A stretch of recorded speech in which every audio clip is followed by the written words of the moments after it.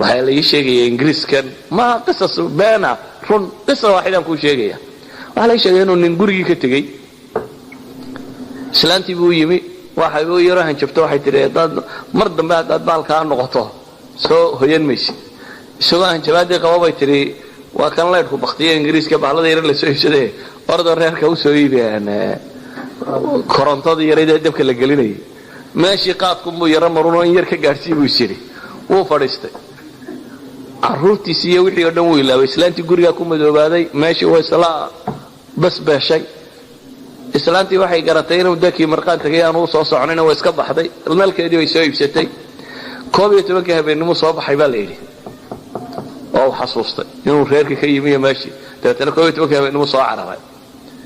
gurigii uu horiyay ingiriiska ku daafadan la tuuray bacmado inta lagu gura meesha la horriga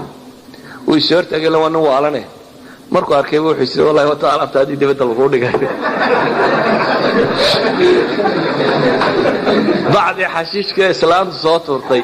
ayuu qaatay iyo tuurtu ku rid waa iska tagay waa qisa dhaba ma aha tuurtu ku rid oo socday gurigii hooyadii buu tagay kabadhku furay meel buu ku cabaystay waa xidhayo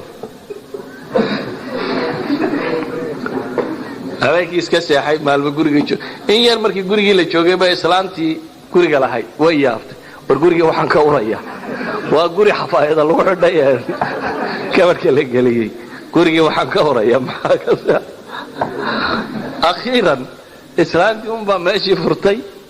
baadii bay dabool ka rogtay baada waxa faa'iido carruurta ku jira markay islaantii aragtay tiri war waa maxay waxaan baad ku seetay ee waa alaabteedii halka dhigo war alaabtaa jabtay waa maxay waxaan baa leeyahay waa soo dhaqaaqo uu arkay ninkan waalida ku jirta wax kale ma xasuusan wallahi leeyma eriin buu yiri islaantu baadii kaga cararay ma xasuusan xataa inuu ka qaado ana min alwaalid runtii haddaan siraahdo uun muhaadara ka dhig inta qise waliba rasmiya la sheegay takfiikum inuu waxa kani aanu ahayn wax qof miyir qaba oo isticmaali karo على كل حال كما ورما يقاطي يعني سوشيالي محو دبا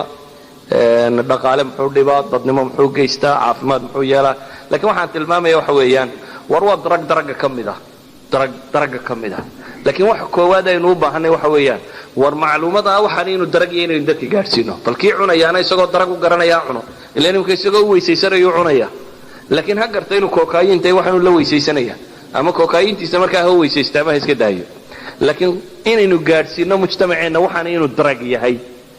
daragnimadiisuna ay caddahay aanay muran u baahnayn ee scientifically la proof kareynay inuu darag caadi yahay kaasina inay tahay daragaasi maanta ka qoran dunida oo dhan ama dunida qaybo badan oo kamid ah ka qoran maxay drug number 1 ay ku qorantay idan ahlan waxaynu u baahanay bulshadeena inaynu waxa kan geedkani wuxuu yahay Soomaali wari may baranayna inuu baro wallahu a'lam billahi tawfiq